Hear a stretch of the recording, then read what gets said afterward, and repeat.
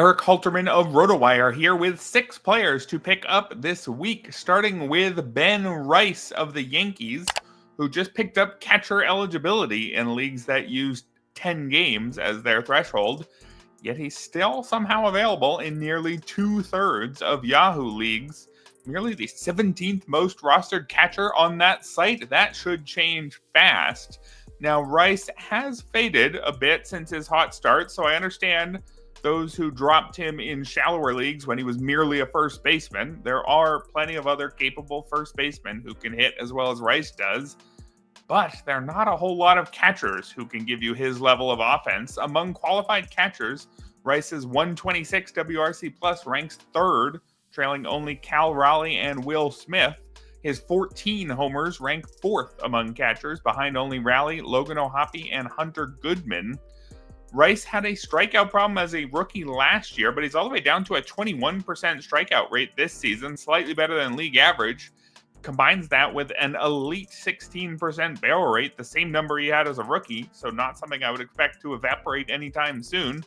Rice isn't playing as often at the moment now that Giancarlo Stanton is healthy, which is also the reason why he's been getting to make starts behind the plate, because DH is occupied all the time these days. But do you really think Giancarlo Stanton will stay healthy for long? There's a good chance Ben Rice spends most of the second half back as the near everyday DH and continues to hit like a DH even while retaining his catcher eligibility. Up next, we've got Tyler Freeman. Now, the Rockies are just at the start of a stretch which sees them only play at Coors Field, Fenway Park, or Great American Ballpark for the first 6 series of July. So pretty much any fringy Rockies hitter is pretty interesting right now in the short term. Freeman, though, is someone who I could see keeping on my roster after this stretch of excellent hitters parks ends. Freeman's turning into an elite contact hitter. He already was a good one. He struck out just 15% of the time in his first 3 partial seasons, although a 248 BABIP kept his batting average down to a poor 223. This year, he's cut his strikeout rate all the way to 9%, which would rank 5th among qualified hitters if he had enough playing time to qualify.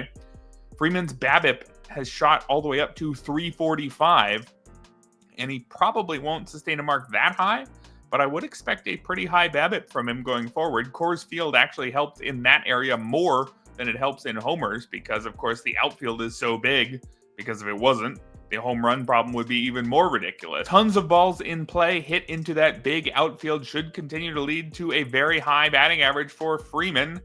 And while he doesn't offer much power, he only has 1 homer in 45 games, he does have 11 steals. So a great average, some real speed, and everyday playing time. That's a player that fits on most rosters. Up next, we've got Ha-Seong Kim, who signed a 2-year, $29 million contract with the Rays, but then missed the first half of the season recovering from shoulder surgery. Also had a minor hamstring-related setback on rehab, but he was activated Thursday. $14.5 million per year is a lot in Rays terms, so I would expect Kim to play pretty much every day once he's up to speed, especially because the Rays' primary shortstop in his absence was Taylor Walls, who has a 562 OPS. And that's right in line with what we typically see from Walls, who had a 530 OPS last year. So there shouldn't really be that much playing time competition for Kim going forward. Kim struggled as a rookie in his first season coming over from the KBO back in 2021, but then he was an above-average hitter in each of the last 3 years. Hit a respectable enough 250 over that stretch, 14 homers and 26 steals per 600 plate appearances. So not an elite player in any one area, but somebody who gives you good speed without being a zero with the bat. That's a useful player on a lot of rosters, and I would expect him to continue being a similar player going forward. A 16% strikeout rate last year was his career best, and so was his 35% hard hit rate, so he's trending in the right direction. I would expect Kim to give you well-rounded production in an everyday role in a great hitter's park in the final 3 months of the season. I'll get to the pitchers in a minute, but first, you may have noticed we've got a new logo and a redesigned website here at RotoWire. Everything's looking a lot more purple these days. To celebrate, we have a new and improved promo code. Enter code PURPLE at checkout for 25% off any RotoWire product, including our new and improved football draft kit app. That's code PURPLE for 25% off, but act fast since this special deal ends July 7th. Back to the names, we've got Emmet Sheehan of the Dodgers. Now, it's always difficult to predict how many starts a Dodgers pitcher will make the rest of the year, but it looks like Sheehan will be called up Sunday for at least one outing, and if there's a reasonable chance he can stick around for the rest of the second half, and I think there is, I want that to be on my team. Sheehan was a big-time prospect who peaked at 19th overall at RotoWire before his debut in 2023, then missed all of last year and the first 2.5 months of this year due to Tommy John surgery. Sheehan struck out 6 with no walks and just 1 run in 4 innings in his season debut back in mid-June, but then he was sent down. He followed that up with 13 strikeouts in 6 no-hit innings in the minors, though he then did struggle in his next start. Even after that one poor AAA start, though, he has an elite 46% strikeout rate and a 2.5% walk rate in 6 minor league starts this season.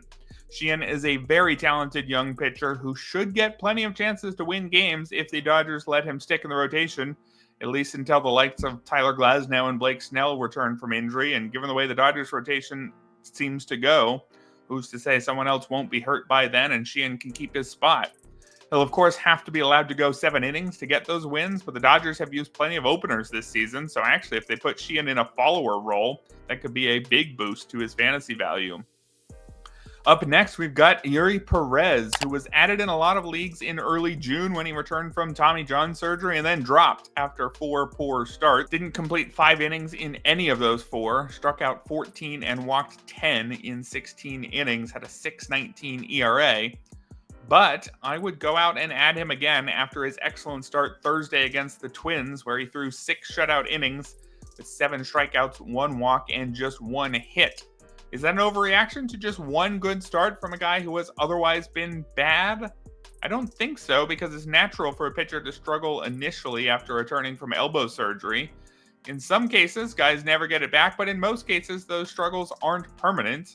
I can't guarantee it'll be smooth sailing for Perez the rest of the way, but the upside is so high that I want to take the chance. This is the guy who had a 3.15 ERA and a 29% strikeout rate in 19 starts as a 20-year-old rookie back in 2023. His 98.2 mile-per-hour fastball this year is actually even better than the 97.5 he averaged as a rookie. Got 20 swings and misses in total on Thursday, so he looks to be back to his old self to me. And sticking with a Marlin to wrap things up, Ronny Henriquez recorded the save for the Marlins in that same game Thursday. That's now 3 straight Marlins saves, which have gone Henriquez's way. And that's enough for me to say that he's the Marlins' actual closer, not just the leader of a committee. He certainly pitched like a closer, a 2.79 ERA, 1.19 whip, a 33% strikeout rate this season.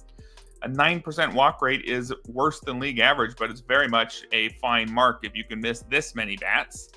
Henriquez's fastball averages 96.5 and has 115 stuff plus, although it's actually his slider that he throws more than half the time. That pitch has a 111 stuff plus. And interestingly, Henriquez mixes in a third pitch, a changeup, more than many relievers, throwing that 16% of the time.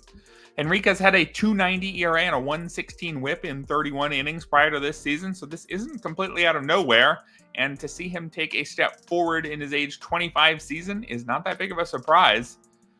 What also makes him interesting for fantasy purposes is the fact that his top competition for saves, Calvin Fauché, doesn't really look like he belongs in the 9th inning at all. A 4.31 ERA, 1.37 whip, just a 21% strikeout rate for Fauché. Henriquez looks like the clear top option for saves moving forward in Miami, and there might be more saves than you expect. The Marlins have actually gone 20-16 in their last 36 games.